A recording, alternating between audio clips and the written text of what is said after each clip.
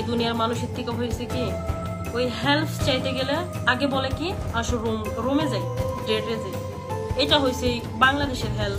অভাবের কারণে ঋণের জর্জরিত হয়ে যখন অসহায় অবস্থা, তখনই পা বাড়ালেন পর্ণ জগতে। স্বামীর সঙ্গে মিলে তৈরি করতে থাকেন একের পর এক পর্ণ ভিডিও।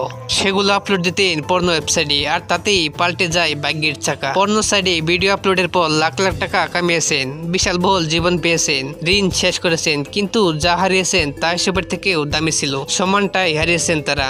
তো ওই যে ভাইয়া বা আপু আমাদেরকে বলেন না ফোন দিয়ে আমাদের অনেক টাকা পয়সা, আমরা অনেক টাকা কামাই ফেলছি, আমরা যদি অনেক টাকা কামাইয়েই ফেলি, তো আপনারা অসৎ পথে যখন এত টাকা কামানো যায়, তাহলে আপনারা সৎ পথে যায় কেন?